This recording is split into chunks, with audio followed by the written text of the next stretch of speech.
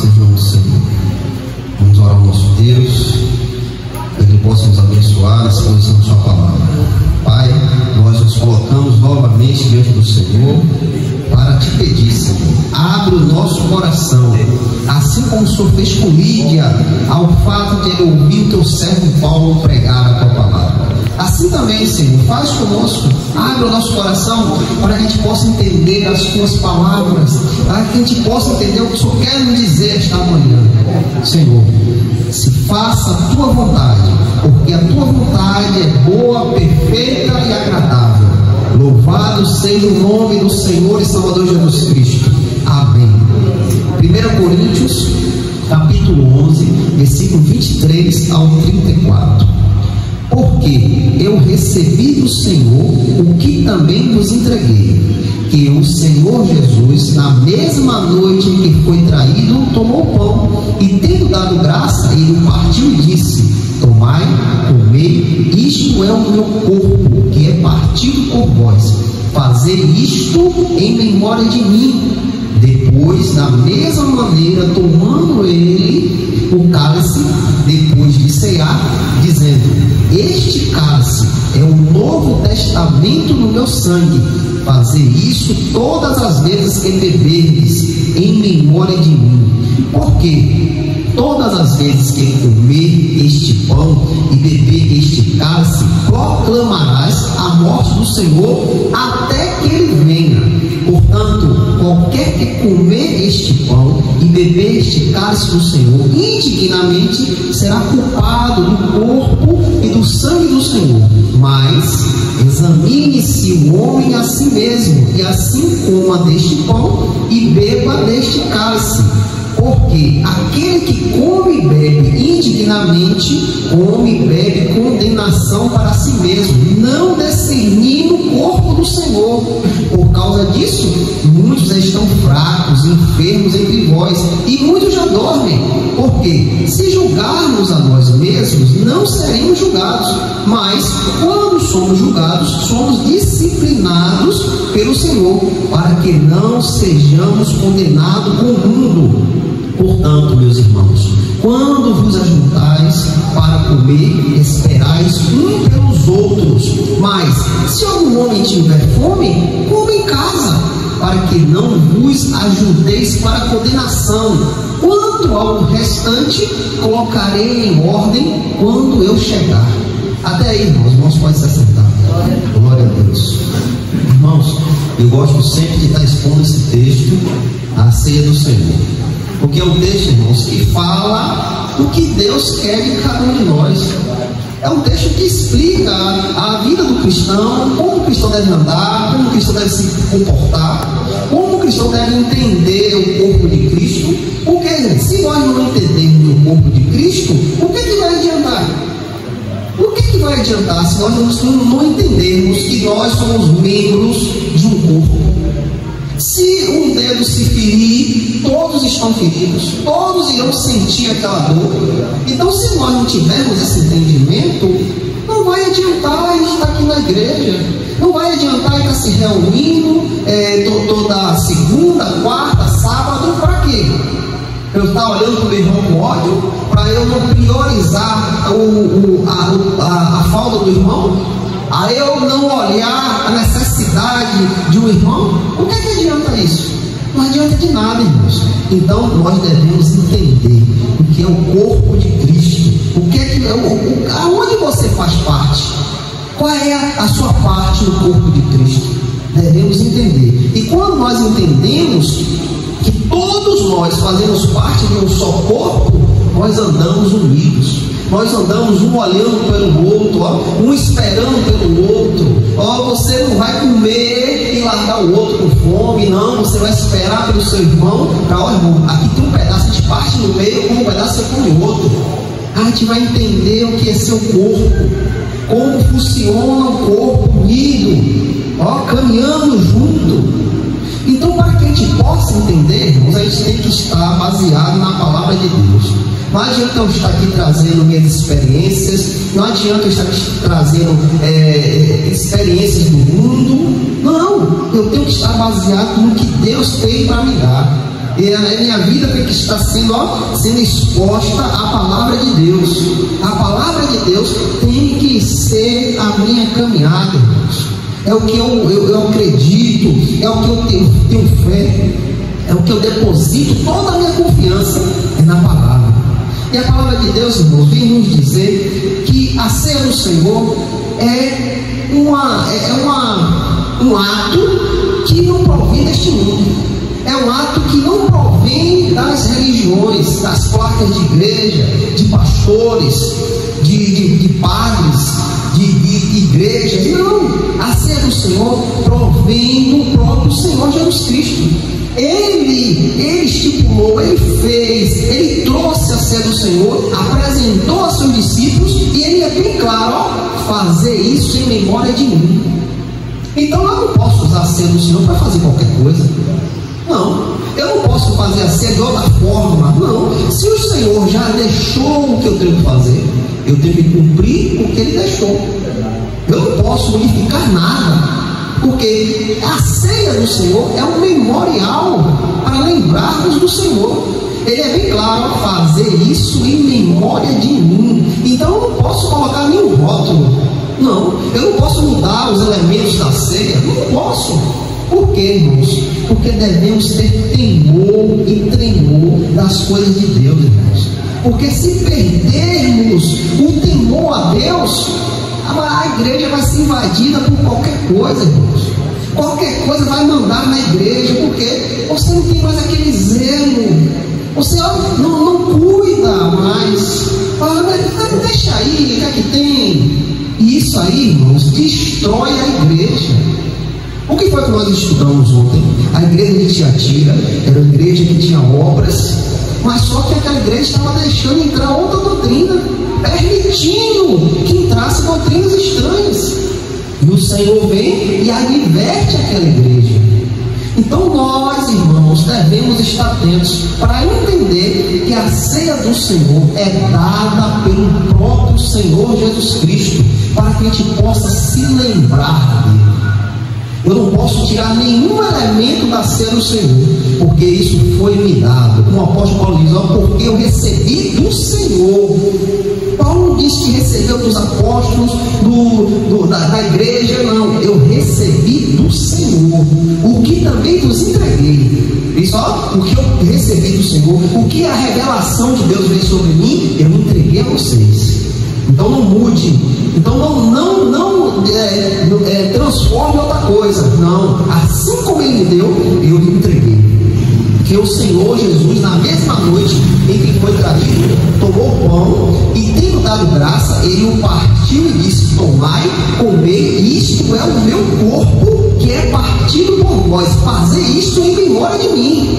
Irmãos, quando nós levantamos um pedacinho de pão, isso simboliza o corpo de Cristo, irmãos. Não é qualquer coisa.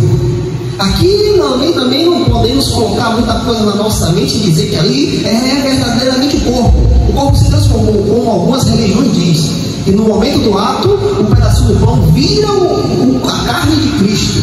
Não chegamos a esse extremo também. Mas, ao fato de você apresentar, você está simbolizando a carne do Senhor. A carne que foi rasgada, a carne que foi triturada, a carne que sofreu açoites, sofreu humilhação, foi cuspida, tomou tapas, a carne de Cristo. Então isso eu tenho que ter temor, irmãos. Eu tenho que saber que ali representa a carne do meu Senhor, a qual deu a vida por mim. Então eu tenho que ter um grande temor. Eu não posso chegar aqui de qualquer jeito. Eu não posso tratar as coisas de Deus de qualquer maneira, porque Deus é zeloso, irmãos. E Ele diz que o seu povo também tem que ser zeloso e de boas obras. Se nós não tivermos esse zelo, essas boas obras, o que vai prestar, irmãos? Vamos prestar para quê?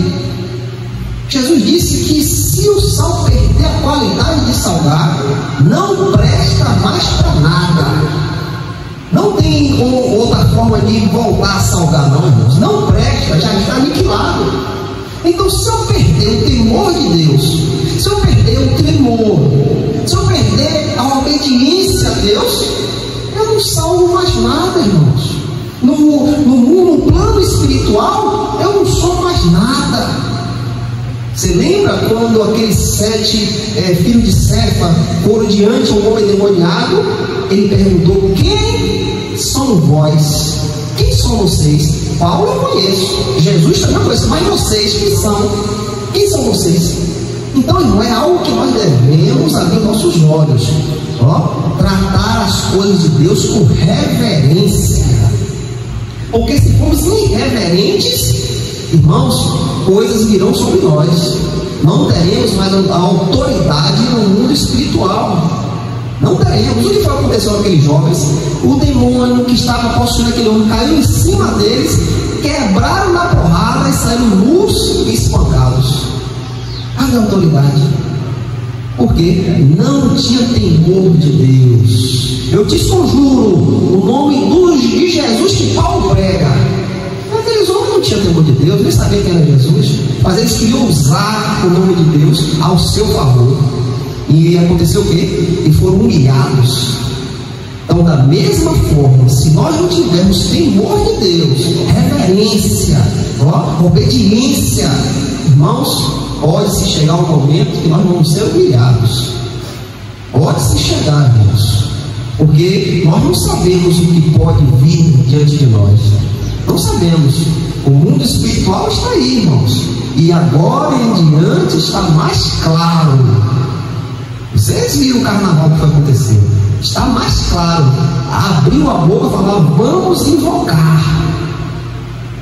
Então, se nós não tivermos autoridade diante deste mundo espiritual, o que vamos fazer, irmãos? Não vamos prestar para nada. E Paulo diz: depois, da mesma maneira, também ele tomou o cálice, depois de cear, dizendo: este cálice é o novo testamento do meu sangue. Fazei isso todas as vezes que beberdes em memória de mim. Então, o fato de estarmos aqui reunidos hoje, irmãos, é para nós lembrarmos de Cristo. O cálice do suco de uva representa o sangue de Cristo. Quando você levanta, apresenta o Senhor, você está apresentando o sangue do Senhor. Este suco está representando o sangue de Cristo, a qual foi derramado por cada um de nós. Lembra que a palavra diz: fostes comprados por alto preço. O preço de sangue não foi de prata, não foi de ouro, mas foi do precioso sangue do Senhor Jesus Cristo. Então, todas as vezes que você levantar o cálice, você está apresentando o sangue do Senhor. Ali é representação do sangue do Senhor. Então, se nós não tivermos temor diante da carne, diante do sangue do Senhor, o que vamos temer? Seremos irreverentes. Seremos irreverentes, iremos tratar as coisas de Deus de qualquer maneira. E não pode, irmãos. Não pode, porque o que é que o Senhor diz que a gente estudou ontem, a igreja de Tiatira? Ele viria e ia jogar aquela mulher em cima da cama, e todos aqueles que seguissem aquela mulher iriam entrar em grande tormento, iria matar todos os filhos que foram gerados dela, todos aqueles que aprenderam a doutrina e disseminaram a doutrina. Então, irmãos, se nós não tivermos cuidado, pode-se vir grande tribulação sobre a nossa vida. Pode acontecer que o Senhor desça a sua mão sobre nós, se tratarmos as coisas de Deus de qualquer jeito. Então, isso é um fato que nos chama a atenção. A ceia do Senhor é dada pelo próprio Senhor Jesus Cristo e requer temor e tremor de cada um de nós. Todas as vezes que viemos aqui se reunir para cear, para lembrar de Cristo, venha com o coração quebrantado, contrito, porque o coração quebrantado e contrito, Deus não rejeita. O anúncio da ceia do Senhor, o fato de você levantar o pão, levantar o cálice do suco da uva, você está anunciando. Você está falando pelo gesto que você faz, você está anunciando, você está pregando, você está falando algo para que todos vejam e irão ver o ato que você irá fazer, porque este ato anuncia algo, irmãos.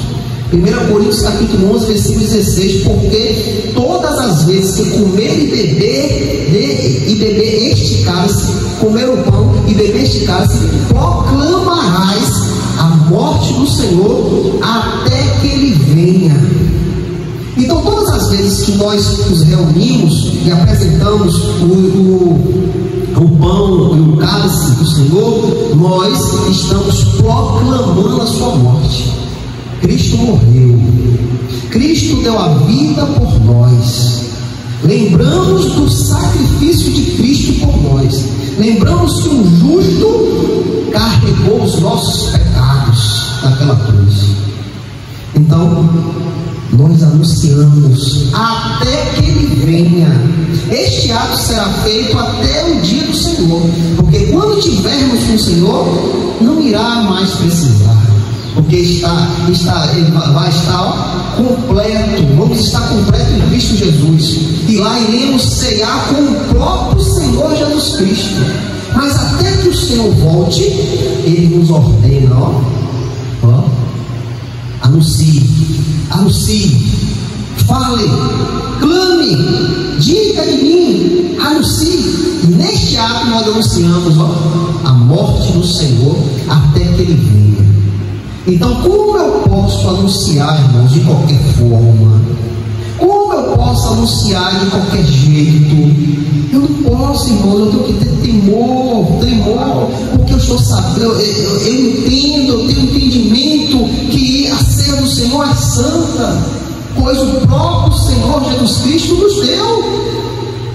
Então eu tenho que vir com tremor e temor de Deus, vir anunciar a morte do Senhor até que Ele venha. Então esse ato que nós fazemos, irmãos, anuncia, proclama, toda a igreja se levanta para proclamar a morte de Cristo até que Ele venha. As irmãos devemos também entender que a ceia do Senhor pode anunciar a destruição.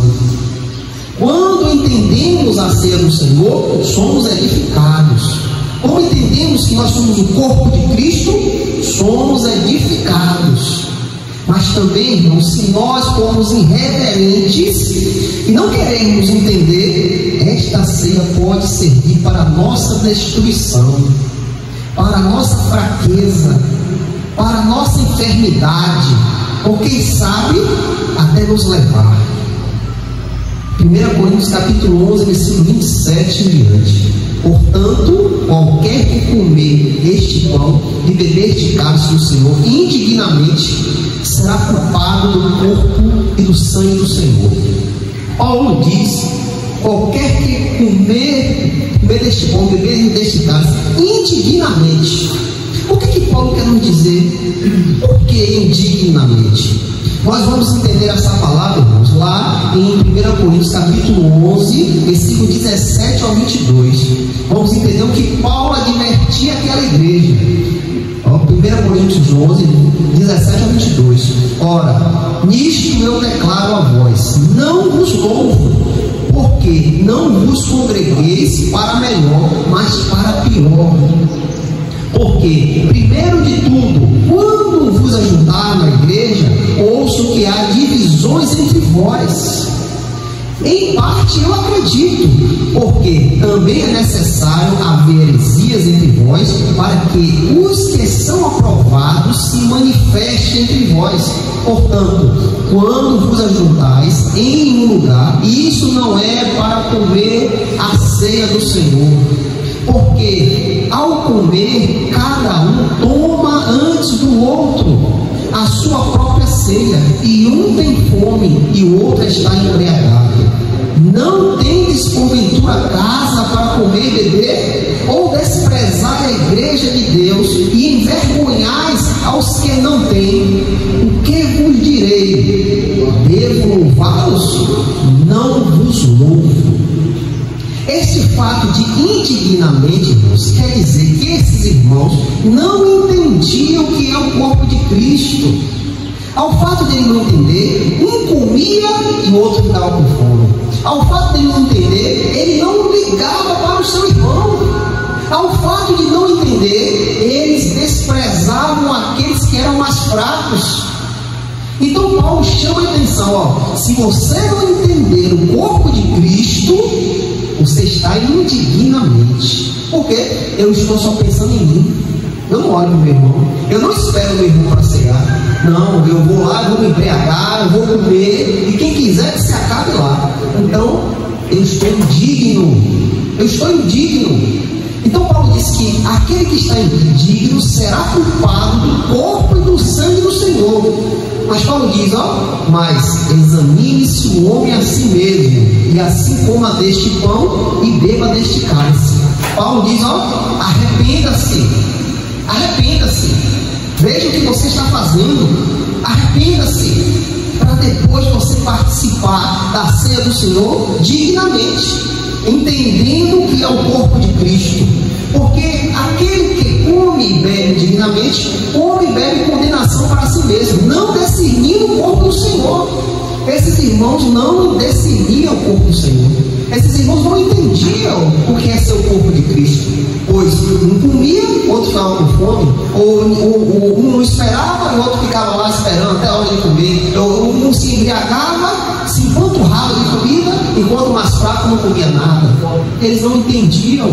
Paulo diz, não discerne o corpo, não discerne o corpo. A sua mão pode fazer algo sem você pensar? A sua perna pode dar um passo sem você querer? Não tem como. O nosso corpo é um conjunto. Quando a perna vai pensar em dar um passo, o cérebro já indicou. Quando sua mão vai fazer um ato, já foi indicado no cérebro. E ali os nervos, as veias, tudo indica você fazer aquele ato. Então o corpo é um conjunto. E Paulo diz que a igreja de Cristo é o corpo de Cristo, então devem andar em conjunto. E Paulo diz, não discerne do corpo do Senhor. E Paulo diz a causa de não discernir o corpo do Senhor, por causa disso muitos estão fracos e enfermos entre vós, e muitos já dormem. Paulo diz que por causa de não discernir o corpo de Cristo, muitos irmãos estavam fracos na fé, muitos irmãos estavam enfermos, e muitos já dormiram. Então, irmãos, nós temos o entendimento que se eu não tiver reverência às coisas de Deus, eu posso sofrer algo, e algo dado pelo próprio Deus. Não pense que é o diabo, não. Do próprio Deus pesa a mão, pelo fato de eu endurecer o coração e não querer discernir o que é a igreja, não amar o meu irmão, não me preocupar com a necessidade do meu irmão. Pode vir algo sobre nós. Estão fracos, enfermos entre vós, e muitos já dormem. Agora Paulo diz, porque se julgarmos a nós mesmos, não seremos julgados. Se analisarmos a nós mesmos, o Senhor não nos julgará. Se nós vermos o nosso erro e se consertar, colocarmos no nosso lugar, o julgamento do Senhor não virá. Mas, se insistirmos no erro, olha o que Paulo diz, mas quando somos julgados, somos disciplinados pelo Senhor, para não sermos condenados com o mundo. Paulo diz que mesmo que eu não queira me cair em si, o julgamento de Deus vem sobre nós por amor, irmãos, para que nós não viemos ser julgados junto com o mundo. Então, por isso, mesmo que Deus desça a sua mão, desça a mão dele em você, Deus está dando amor a você, Deus está te amando para que você não seja julgado com o mundo que já está julgado. Nós vemos isso em João 3,16. Aquele que não crê já está em condenação, já se encontra, já está numa posição de condenado. Então Paulo diz, ore o que você faz, analise os seus atos, mas se Deus também julgar, vir com o chicote e a vara, Ele está derramando amor para que você não entre em condenação junto com o mundo, porque o mundo já está julgado, já está condenado. Portanto, meus irmãos, quando vos ajuntar para comer, esperai um pelo outro. Esbanje amor, irmãos. Esbanje amor. Não queira tomar frente do seu irmão. Não queira ser melhor do que o seu irmão. Não, irmãos. Nós temos que ter um espírito quebrantado. Mesmo que você tenha conhecimento, ao fato de você se separar com o irmão que não tem conhecimento, você tem que se parecer com ele, para que você não venha humilhar o seu irmão, para que você não venha desfazer do seu irmão. Paulo diz, quando foi para eu ser fraco, eu fui fraco. Quando foi para ser forte, eu fui forte. Quando foi para ser judeu, eu fui judeu. Quando foi para ser ímpio, eu fui ímpio, para ganhar alguns. Eu fiz tudo isso para ganhar alguns. Então, o Paulo, que era um homem conhecedor da verdade, ele disse que chegou um momento que ele se fez de fraco para ganhar os fracos. Então, como nós vamos ser superiores a outros? Não. Portanto, meus irmãos, quando vos ajuntais para comer, esperai uns pelos outros. Mas se algum homem tiver fome, coma em casa, para que não vos ajunteis para a condenação. E Paulo diz, quanto ao restante, colocarei em ordem quando eu chegar. Então, irmãos, isso são ensinamentos para nós. Paulo aqui escreveu à igreja de Corinto, mas isso é atual para os dias de hoje, irmãos. Isso é atual, para que nós venhamos ter temor e tremor do Senhor, para que a gente não seja irreverente, irmãos. O mundo é irreverente às coisas de Deus. O mundo não está nem aí. Você vê o que eles fazem aí com a palavra de Deus, com o nome do Senhor Jesus Cristo. Cada dia mais está ficando pior. Então, se nós não tivermos uma posição de servos e servas de Deus, vamos ser iguais. O sal não tem mais a propriedade de salgar. Acabou, irmãos. Está aniquilado. Você não tem autoridade nenhuma no mundo espiritual. Então requer que nós venhamos tomar uma posição, irmãos. Viemos a ser o Senhor com temor e tremor, sabendo que o próprio Senhor nos deu para que nós continuarmos a fazer. Agora, por que tudo isso? Porque nós temos que ter uma posição diante a este mundo de trevas. Veja bem o que o apóstolo Pedro diz, a 1 Pedro, capítulo 2, versículo 9. Pedro vai dizer quem é você, desde o momento que você entregou a sua vida a Jesus Cristo, desde o momento que o brilho de Cristo veio sobre você, a sua vida foi transformada. Aquele que não se transformou porque não conheceu o Senhor verdadeiramente, aquele que ainda está, não sei, talvez não conheceu o Senhor, mas aquele que o brilho de Cristo iluminou, o apóstolo Pedro diz, mas vós sois geração escolhida. Fomos escolhidos, irmãos, dentre de muitos o Senhor nos escolheu. Isto é um fato, irmão, de você se alegrar. Isto é um fato de você chorar, de você clamar a Deus em gratidão do que Ele fez sobre a sua vida. Muitos estavam diante de você, mas Ele diz, mas vós é geração escolhida, um sacerdócio real. O que é isso? Você tem o privilégio de falar com Deus.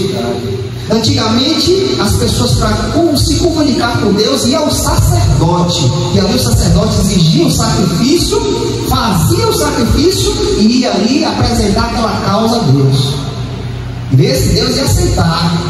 Mas hoje, irmãos, Deus te chamou para ter uma intimidade, Ele e você. O que Jesus disse? Entra no teu quarto, fecha a tua porta e ora ao teu Pai em secreto, que Ele te recompensará, ou secreto ou publicamente.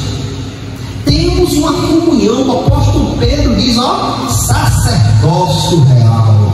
Temos comunicação com Deus, não estamos sozinhos, temos um dono que é zeloso e de boas obras. E Pedro diz, você agora tem ligação com Deus, você agora é um sacerdote. Fomos feitos sacerdotes, porque estamos diante de Deus. naquele tempo só um poderia chegar diante de Deus. Só um. E aquele escolhido por Deus, não é qualquer um não. Ele é escolhido. Deus que dizia: unge para ser um sacerdote.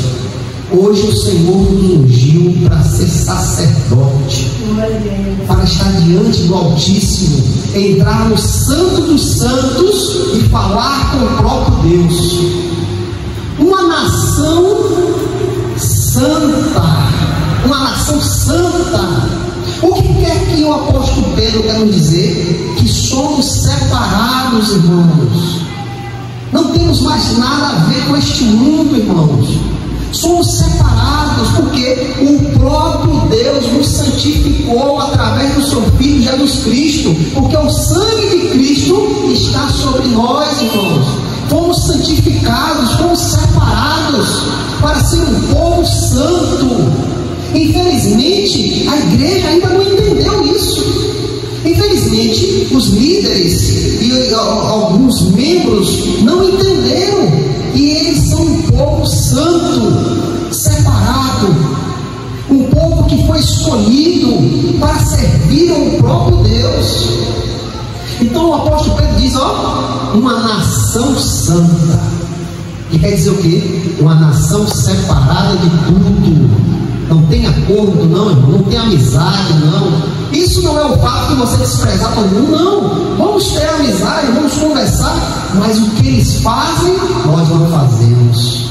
O que eles se agradam, nós não se agradamos. Nós vemos aí ao contrário. Algumas que se dizem ser cristãs, confessam, falam publicamente, mas aí no carnaval estava lá pulando no meio da multidão. Estou evangelizando. É mesmo? É mesmo? Quando Pedro diz: uma nação santa, separada, não se mistura com nada, foi escolhido para Deus. E diz mais: um povo peculiar. Um povo peculiar, um povo que faz algo que nenhum outro povo faz. E o que é isso que nós fazemos que outro povo não faz?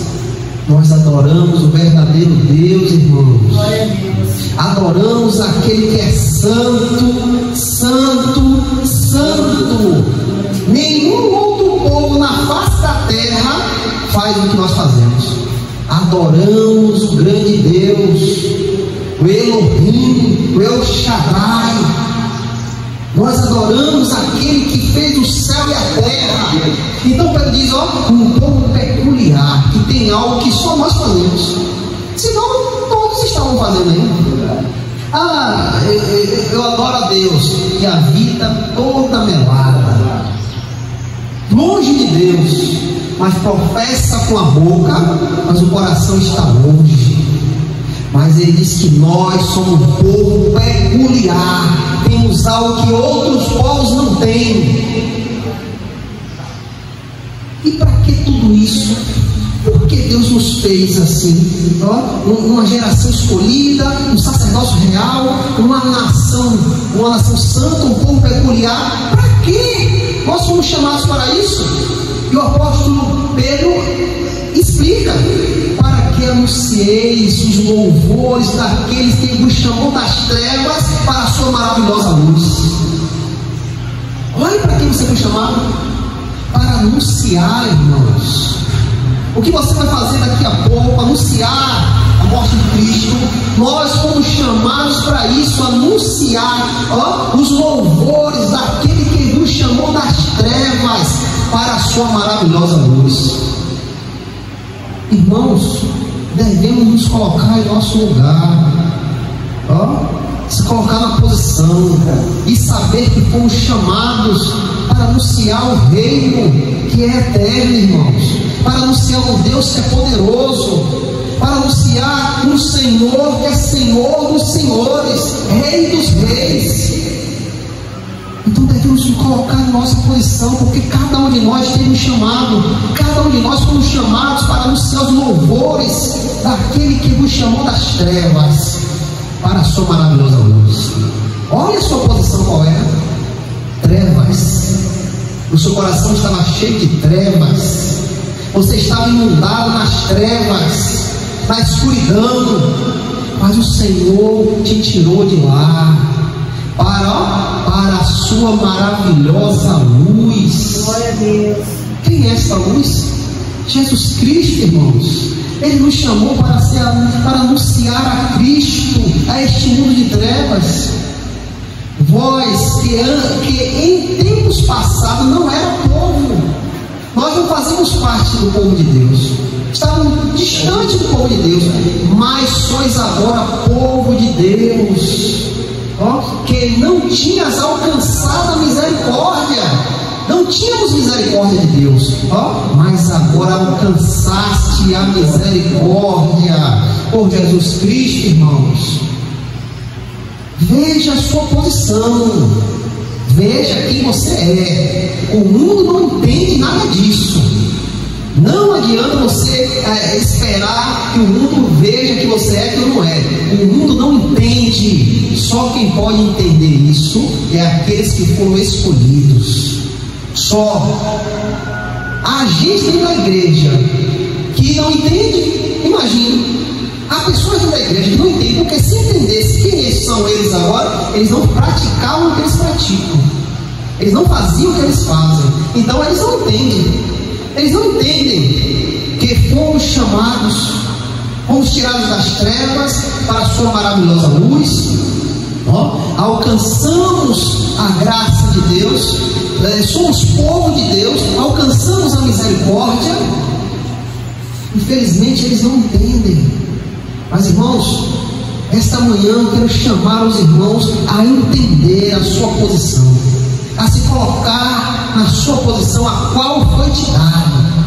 Anuncie a palavra de Deus, anuncie o Evangelho, fale do amor do Senhor Jesus Cristo, fale do que Deus fez em sua vida, anuncie, fale, porque nós fomos chamados para anunciar o louvor daquele que nos chamou das trevas para a sua maravilhosa luz. Então se coloque na sua posição, a qual Deus te deu através de Jesus Cristo. Glória a Deus.